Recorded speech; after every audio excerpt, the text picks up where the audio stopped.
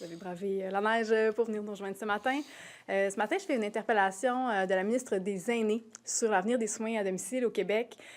Comme vous le savez, ça va pas très bien en ce moment sur ce dossier-là. Là. Il y a un peu plus d'un an, la commissaire à la santé et au bien-être avait livré son rapport dans lequel elle disait qu'on répondait à seulement 10 des besoins.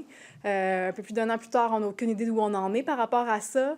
Ce qu'on sait, c'est qu'il y a des impacts des compressions exigées dans le réseau de la santé des services sociaux qui se font sentir sur les services à domicile. On a des témoignages très inquiétants, notamment de coupures dans les chèques emploi-service, mais aussi de déshumanisation des soins de la part de certaines personnes.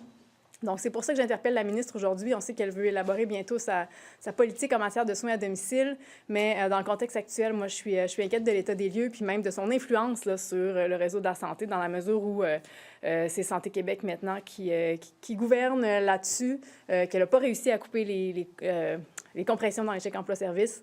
Donc, je me demande vraiment c'est quoi son influence sur la suite des choses, puis à quoi va servir cette politique-là. C'est là-dessus qu'on l'interpelle ce matin. Merci, Christine.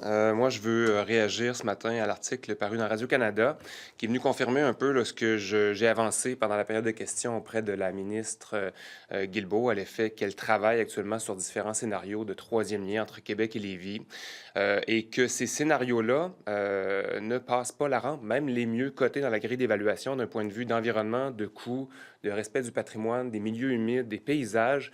Aucun des projets qui score le plus fort, en fait, ne passe pas, n'obtient pas la note de passage. Donc, on est devant une ministre des Transports qui est complètement déconnectée de son époque.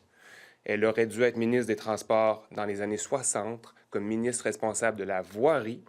Elle aurait dû être... elle essaie de faire avancer un projet qui est purement électoraliste, qui n'est pas ancré dans la réalité et qui est dangereux pour le Québec, pour l'économie du Québec, pour l'environnement du Québec, pour le patrimoine mondial de l'UNESCO, qui est le centre-ville de Québec également, les paysages qu'on a. Donc moi, je lui demande vraiment d'arrêter de faire travailler inutilement ses fonctionnaires sur un projet qui n'a juste pas de bon sens et de revenir en arrière, de se raccrocher à la réalité. En 2025, la mobilité durable, c'est de travailler sur l'amélioration des transports collectifs et actifs. Il y a tout ce qu'il faut sur la table pour être capable de le faire. Merci. Est-ce qu'elle tente